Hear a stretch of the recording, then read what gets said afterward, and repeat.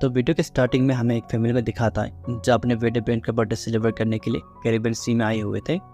Ben की mom यानी Julian समुद्र में कूद जाती है स्विमिंग करने के लिए और इधर टॉम अपने बेटे को फिशिंग करने सिखा रहा था। जब जूलियन स्विमिंग कर रही थी उसे ऐसा लगा कोई बड़ी चीज़ उसके पास से गुजरी हो। रुक के देखने पर सब कुछ नॉर्मल ही था, पर तभी उसे ऐसा लगा कोई उसे नीचे खींच रहा है और उसी समय बोट का कंपास भी उन्हें कोई संकेत दे रहा था। पर टॉम ने कोई ध्यान नहीं दिया क्योंकि वो अपने बेटे के साथ फिशिंग करने में बिजी था। और इधर जूलियन टॉम को मदद के लिए बुलाती है पर कोई उसे सुन नहीं रहा था। जूलियन को ऐसा लग रहा था जैसे पानी उसे पीछे की तरफ लेकर जा रहा है। फिर टॉम को कुछ आवाज़ सुनाई देता है। जब वो जूलियन को ढूंढने लगता है तो उसे जूलियन नजर आती है जो बोट से काफ़ी दूर पहुंच गई थी। टॉम बोट को स्टार्ट करके जूलियन के पास लेकर आता है और उसे बचा देता है। बेन और केसी अपने मॉम को ऊपर खींच लेते हैं। जूलियन को कुछ समझ नहीं आ रहा था कि पानी कैसे उसे पीछे की तरफ लेकर जा रहा था। टॉम केसी को डांटता है अपने मॉम पर ध्यान न रखने पर। टॉम ने पहले ही उन सबको बताया था जो भी कोई स्विमिंग करेगा किसी एक को उस पर ध्यान रखना था। जब जूलियन वहाँ रही थी टॉम आके उसके साथ इंटीमेट होना चाहता था पर बच्चों की वजह से वो कर नहीं पाता। रात को वो सब बेन का बर्थडे सेलिब्रेट करने लगते हैं और उसी समय केसी का अपने बॉयफ्रेंड का कॉल आता है। जब केसी उससे बात कर रही थी वो देखती है शहर पर बहुत ज़्यादा लाइटनिंग हो रहा था जैसे कोई बड़ा तूफान आने वाला था। केसी जाके अपने डैड को ये बात बताती है क्योंकि ये उनके लिए खतरा हो सकता था। टॉम अपने सिस्टम पे चेक करने लगता है। जब बेन बाहर आके देखता है तो उन्हें काफ़ी सारे वेल्स नज़र आते हैं जो उनके यार्ड के आसपास घूम रहा था। टॉम कहता है शायद बहुत बड़ा तूफान आने वाला है, तभी ये सारे वेल्स दूसरी दिशा पर जा रहे क्योंकि वेल्स मैग्नेटिक फील्ड को महसूस कर सकता था। और तभी एक बड़ा वेल्स उन लोगों के यार्ड पर एक जोरदार टक्कर मार देता है। टॉम पानी के नीचे जाता है इंजन को चेक करने के लिए। जब वो बाहर आता है उसे बहुत बड़ा चोट लगा था। जूलियन उसके चोट पर स्टिचेस लगाती है। वेल की टक्कर से इंजन पर डेंट पड़ गया था और उनके बोट स्टार्ट नहीं हो रहा था। केसी बाहर आके अपने फ़ोन पे नेटवर्क को ढूंढने लगती है पर बीच समंदर पे होने के कारण उसे कोई सिग्नल नहीं मिलता। और दूसरी तरफ जूलियन भी रेडियो से कांटेक्ट करने की कोशिश कर रही थी पर उन्हें कोई जवाब नहीं मिलता। उन लोगों के पास 26 गैलन पानी और 4 दिन का खाना बचा था और पता नहीं था उन्हें मदद कब मिलेगा। पर टॉम जूलियन कहता है जिस रूट पे वो लोग अभी फंसे हैं वो एक शिपिंग रूट है, उन्हें कोई ना कोई एक शिप तक दिख ही जाएगा। जिसके बाद उनके रडार पर खतरा होने का सिग्नल दिखाता है। जब वो सब बाहर आके देखते हैं तो कुछ सैटेलाइट स्पेस से नीचे गिर रहा था। 2 सैटेलाइट गिर चुका था और तीसरे सैटेलाइट उन लोगों की तरफ ही आ रहा था। टॉम बोट को स्टार्ट करके वहाँ से जाने लगता है, ये जान के भी अगर वो बोट को स्टार्ट कर लेगा तो इंजन ब्लास्ट भी हो सकता है। पास में सैटेलाइट गिरने के कारण उन लोगों के बोट पानी में डिसबैलेंस हो जाता है जैसे कोई सुनामी ने टक्कर मारा हो। टॉम अपने फैमिली को सेफ्टी जैकेट पहने हुए कहता है और वो सब जगह को बंद करता है जहाँ से पानी घुस सकता था।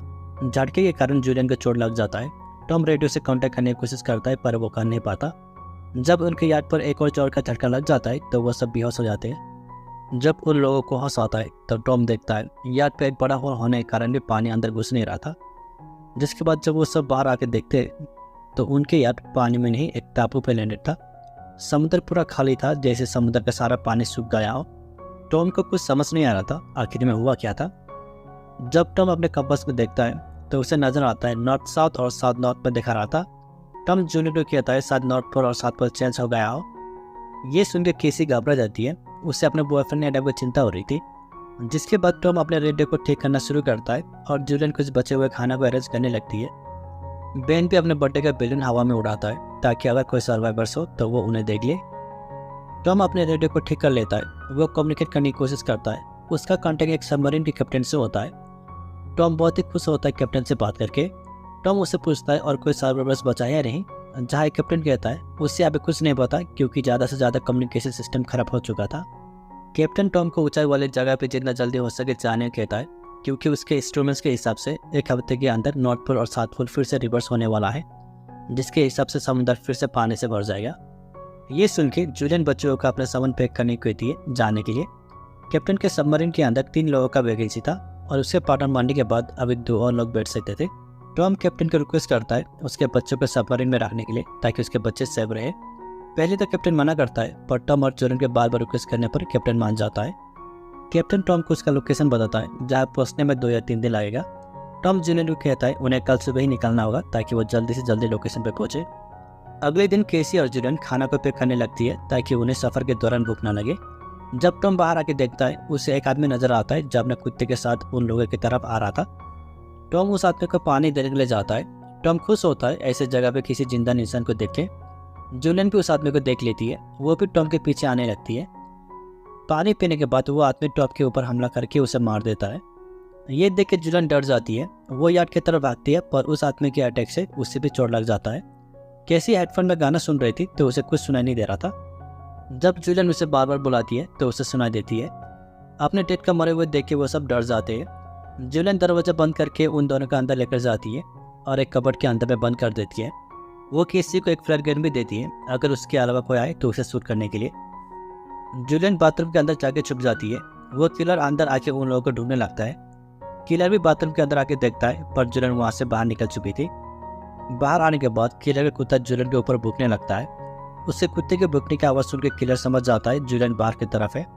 वो कुत्ते जूलियन के ऊपर अटैक करता है और जूलियन उस कुत्ते को मार देती है। अपने कुत्ता को मरा हुआ देख के किलर गुस्सा होता है।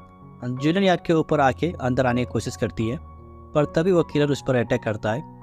केसी और बेन ये सब कबर्ड के अंदर से देख रहा था।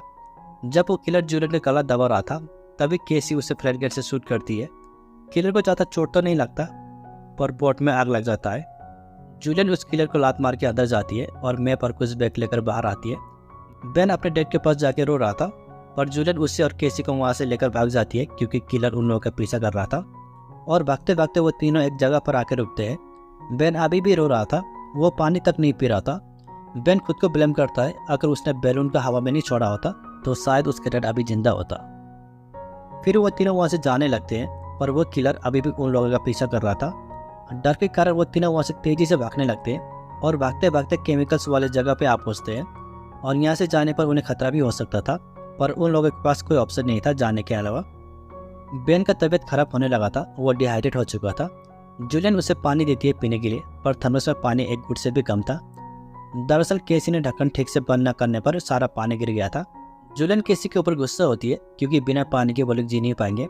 जहाँ केसी कहती है पानी होने से भी वो किलर उन्हें मार डालेगा और वो चाहे कुछ भी करे वो उन्हें बचा नहीं पाएगी। उस दिन माँ बेटी बहस करने के बाद फिर से वो तीनों आगे बढ़ने लगते हैं और थोड़ा दूर जाने के बाद उन्हें एक प्लेन नजर आता है। जूलियन प्लेन के अंदर जाती है ताकि सोने के लिए उन्हें कोई जगह मिले क्योंकि रात भी होने वाला था। केसी अपने मॉम से माफ़ी मांगती है। उसे उसके साथ बहस करना नहीं चाहिए था। केसी का अपने डैड का याद आ रहा था। वो अपने मॉम को कहानी सुनाने को गई थी जब वो दोनों पहली बार मिले थे।